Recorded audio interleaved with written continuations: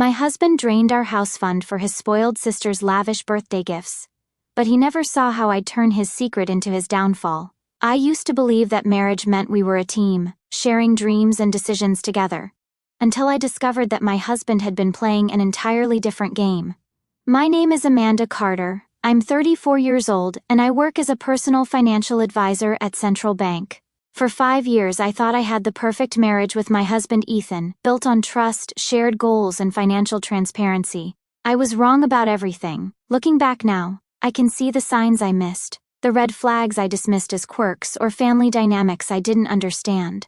But at the time, I genuinely believed I had found my person, my partner in building a life together. Ethan was charming, ambitious, and seemed to share my vision of financial responsibility and long-term planning.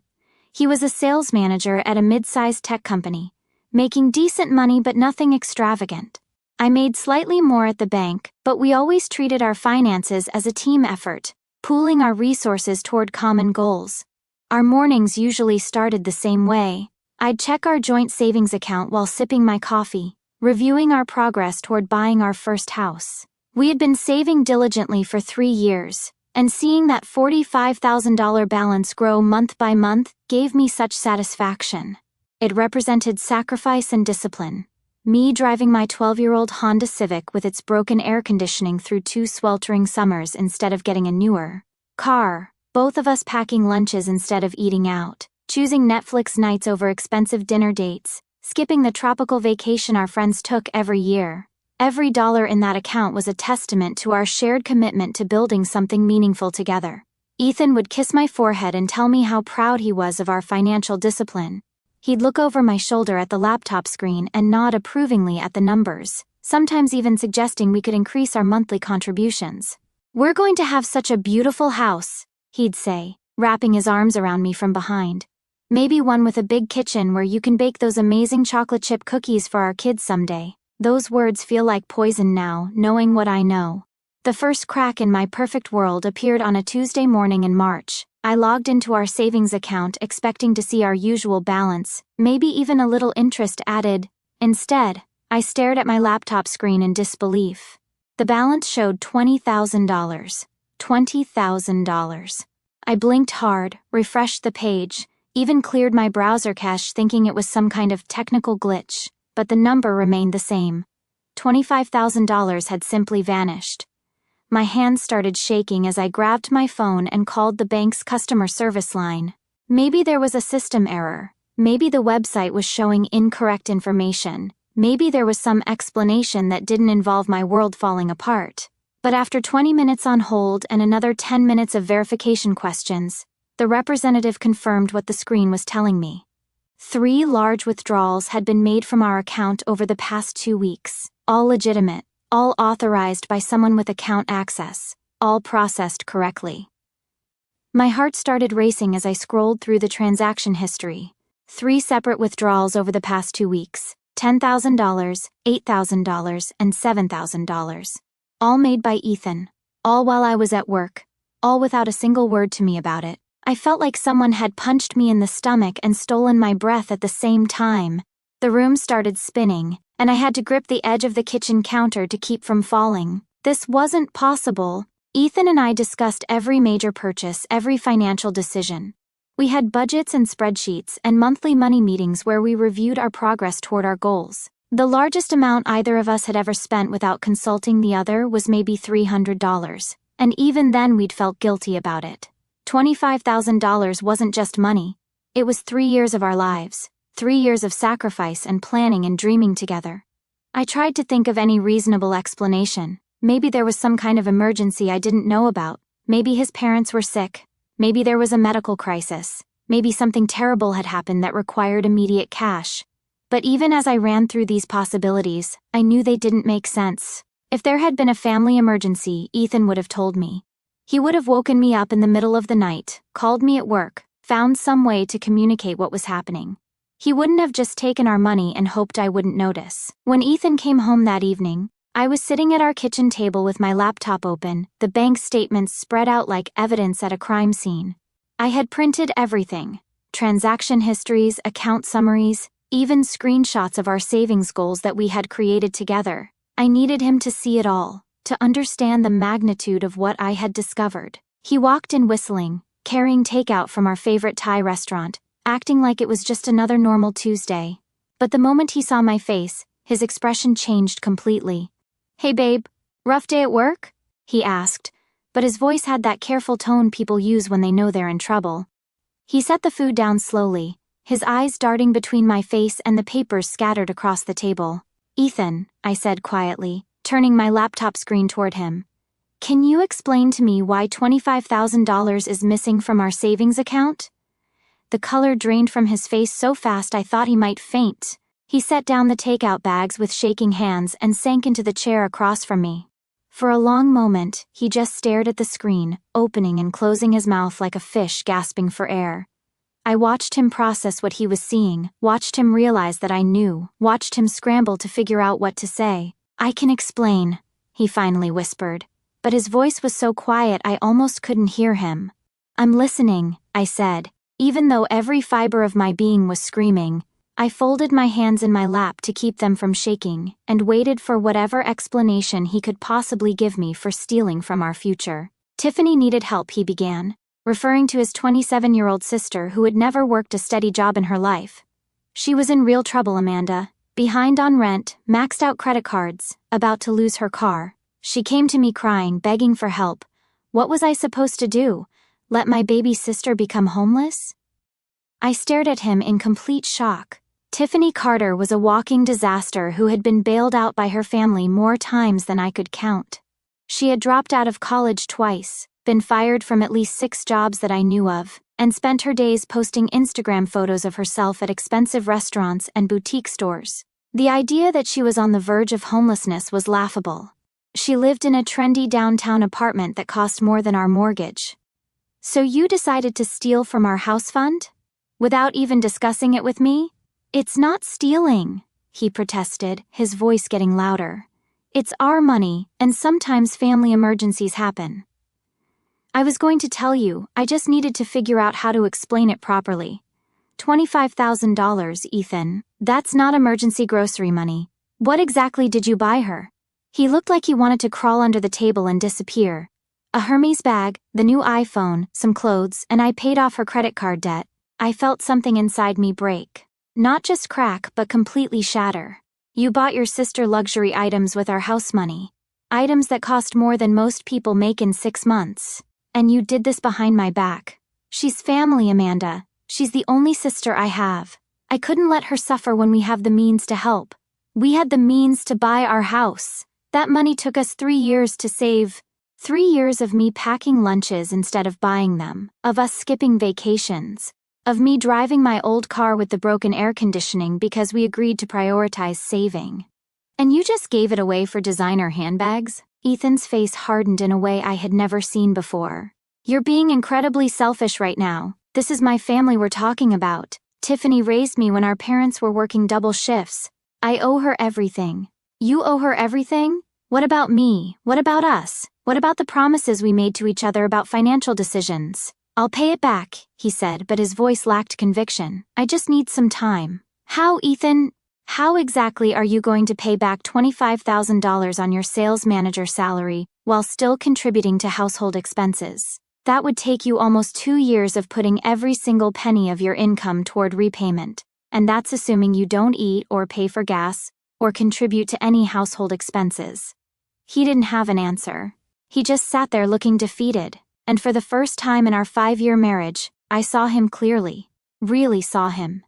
This wasn't about family loyalty or emergency situations. This was about a man who would rather betray his wife than disappoint his entitled sister. This was about someone who could look me in the eye every morning for 2 weeks, knowing what he had done, and pretend everything was normal. The next few days passed in a blur of tense silence and uncomfortable conversations. Ethan kept promising he'd figure something out to repay the money, but he couldn't give me any concrete plans. He talked about picking up overtime shifts, maybe getting a second job, possibly asking for a raise. But the math didn't work, and we both knew it. Meanwhile, I started noticing things I had somehow missed before. Like how Tiffany's Instagram was suddenly full of photos showing off expensive jewelry and designer shoes, Like how she had posted pictures from a spa weekend just days after Ethan's withdrawals. Like how she had never once thanked me for the sacrifices our household had made to fund her lifestyle. I decided to do some investigating. As a financial advisor, I knew how to follow money trails, and what I discovered made my blood run cold. This wasn't Ethan's first time helping Tiffany. Over the past 2 years, he had been systematically draining money from various sources to support her spending habits. Small amounts from our checking account that I had attributed to legitimate expenses, cash advances on credit cards he thought I didn't know about, even a loan against his 401k that I had somehow missed. When I added it all up, he had given his sister nearly $40,000 over the past 2 years. I felt sick to my stomach as I compiled the evidence, transaction after transaction, withdrawal after withdrawal, all funding Tiffany's lifestyle while Ethan lied to me about our financial situation. He had been living a double life, playing the role of responsible husband, while secretly bankrolling his sister's irresponsibility. Every time I had praised him for his financial discipline, every time I had felt proud of our progress toward our goals, it had all been built on deception. When I finally confronted him with this evidence, he broke down completely. I spread all the bank statements, credit card bills, and loan documents across our kitchen table like a detective laying out evidence of a crime. The sheer volume of paperwork was staggering. Dozens of transactions, thousands of dollars, months and months of lies. "She's been struggling since college," he sobbed, his face buried in his hands. "She can't seem to find her footing, and every time she starts to get ahead, something happens. I just wanted to help her build a life." "Ethan, she's not building a life. She's building a shopping addiction funded by your guilt, and you're destroying our marriage to enable it. You don't understand what it's like," he said, looking up at me with tears streaming down his face. "She calls me crying, tells me about how everyone else has given up on her, how I'm the only one who believes in her. How can I turn my back on family? By setting boundaries, by saying no, by prioritizing the family you chose to create with me over the family member who's manipulating you." I was shouting now, all my careful composure finally cracking. "Do you have any idea what this feels like? To discover that everything I thought we were building together was a lie?" That's when he said the words that ended everything between us. "Maybe if you understood what real family loyalty meant, you'd be more supportive." Something inside me went ice cold.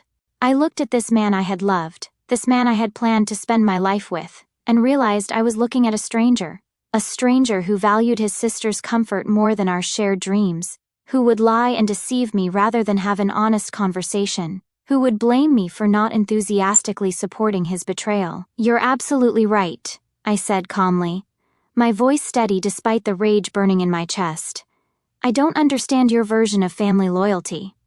Because in my version, your spouse becomes your primary family when you get married.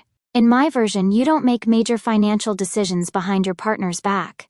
In my version, you don't sacrifice your marriage to fund someone else's irresponsibility." I stood up from the table and walked to our bedroom, where I began packing a bag.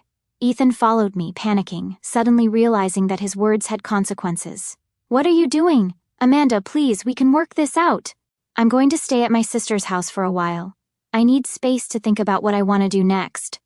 "Don't be dramatic. We can get through this. Marriages have problems sometimes." I turned to face him, and he took a step back at whatever expression he saw on my face. "Ethan, this isn't a problem. This is a betrayal. You stole from me, you lied to me, and when I confronted you about it, you blamed me for not being understanding enough. That's not a problem. That's a fundamental incompatibility." I spent the next week at my sister's house, thinking and planning. My sister Rachel was furious on my behalf, calling Ethan every name in the book and offering to slash his tires. But I needed more than emotional support. I needed to figure out how to protect myself financially and legally. As a financial advisor, I dealt with couples going through divorces all the time, and I knew exactly what I needed to do to protect myself.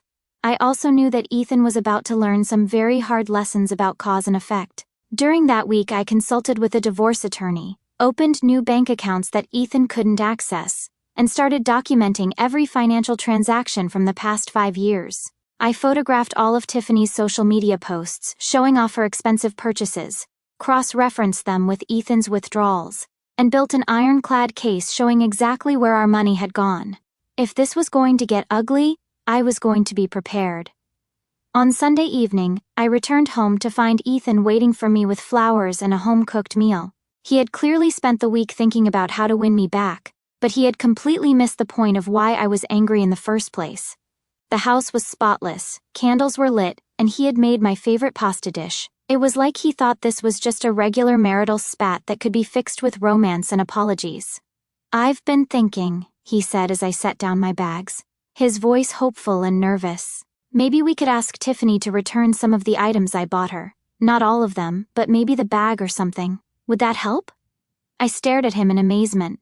Even now, even after everything, he was still trying to protect Tiffany from the consequences of their actions.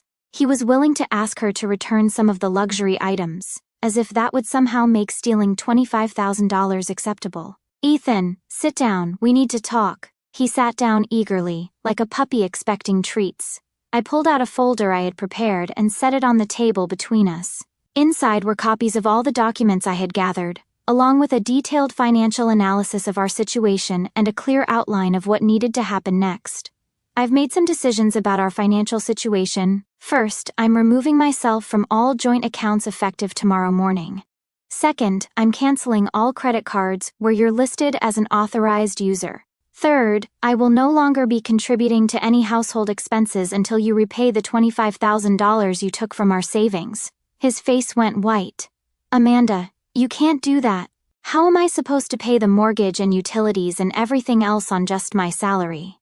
The same way you were planning to repay $25,000. You'll figure it out."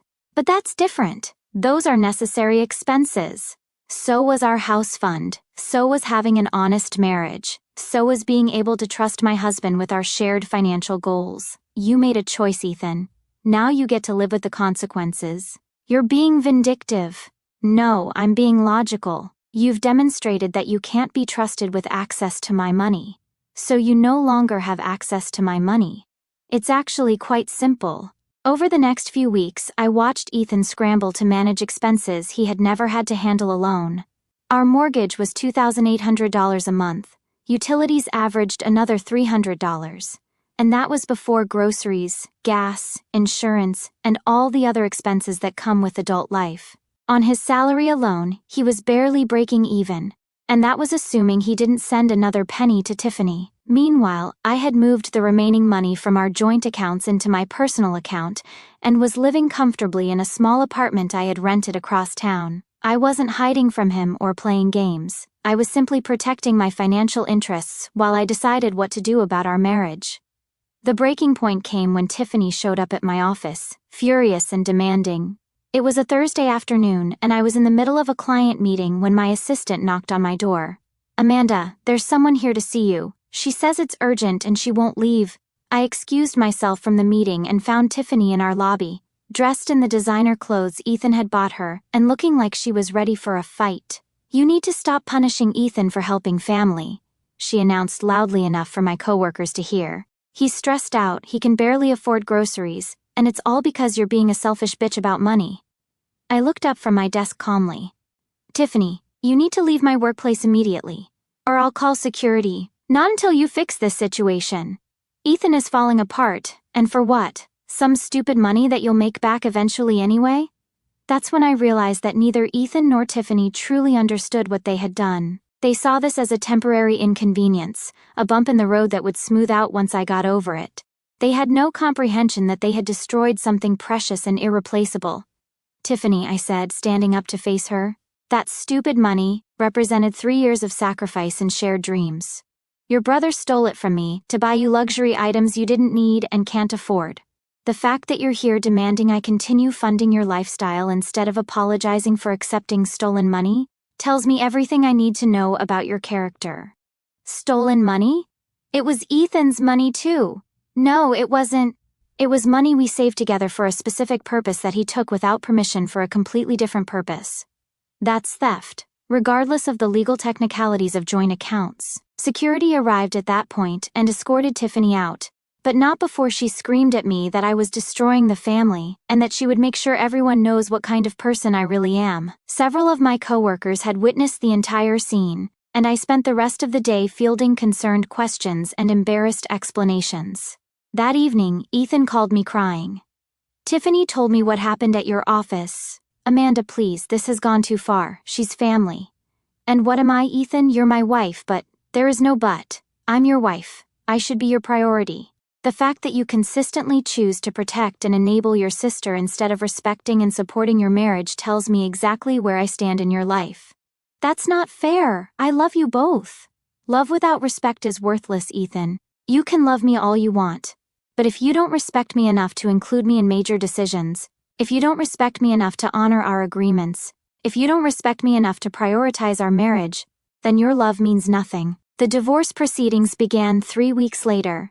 I hoped that facing the reality of losing our marriage might wake Ethan up, might force him to confront what his choices had cost us. Instead, he hired a lawyer and tried to argue that I was being unreasonable, that I had abandoned our marriage over a family emergency. His attorney tried to paint me as cold and vindictive, someone who was willing to destroy a marriage over money. But the evidence spoke for itself. 5 years of financial records showing a pattern of deception, $40,000 siphoned away to fund Tiffany's lifestyle, lies upon lies about where our money was going. Ethan's own text messages to Tiffany talking about how to hide purchases from me, how to time withdrawals when I wouldn't notice, how to make sure I didn't find out about the expensive gifts. The divorce was finalized 6 months later.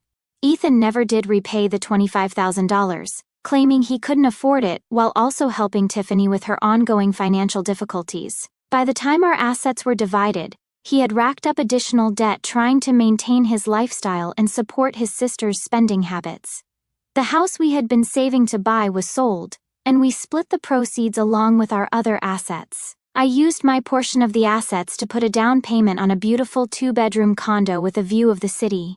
It's smaller than the house Ethan and I had planned to buy, but it's entirely mine. No one can take it from me. No one can make decisions about it without my consent. And no one can guilt me into sacrificing it for someone else's irresponsibility. I decorated it exactly how I wanted, with colors and furniture that make me happy, without having to compromise or consider anyone else's preferences. Ethan had to move back in with his parents because he couldn't afford rent after the divorce settlement. I heard through mutual friends that his parents were less than thrilled to have their 36-year-old son moving back into his childhood bedroom, especially once they learned the full story of why his marriage had ended. Tiffany's social media presence gradually became less flashy as her funding sources dried up, and the expensive lifestyle she had been flaunting suddenly became much more modest. His family, who had initially supported his decision to help his sister, began to distance themselves from both of them as the full extent of the financial damage became clear. Ethan's parents had always been proud of our marriage, had bragged to their friends about their successful son and daughter-in-law who were saving for a house. Learning that their son had thrown it all away to enable their daughter's shopping addiction was apparently a wake-up call they hadn't expected. I heard through mutual friends that Ethan eventually got a second job and started attending financial literacy classes. Whether he learned anything meaningful from the experience, I don't know and don't care. Some lessons can only be learned through consequences, and some people need to lose everything before they understand what they had. Tiffany, meanwhile, had to face the reality of living within her actual means, for the first time in her adult life. Without Ethan's financial support, she couldn't afford her trendy apartment and had to move in with a roommate. The designer clothes and expensive dinners dried up, replaced by a more realistic lifestyle that matched her actual income. I sometimes wonder if she ever understood the role she played in destroying her brother's marriage, or if she just saw herself as a victim of my selfishness. As for me, I learned something invaluable about my own worth. I learned that I don't have to accept betrayal in the name of keeping peace. I learned that protecting myself financially isn't selfish, it's necessary. I learned that love without trust and respect is just an empty word people use to manipulate you into accepting unacceptable behavior. Most importantly, I learned that the most expensive lesson isn't always the one you pay for. Sometimes it's the one that teaches you what you're truly worth. And I'm worth more than being someone's second choice. Worth more than being taken for granted.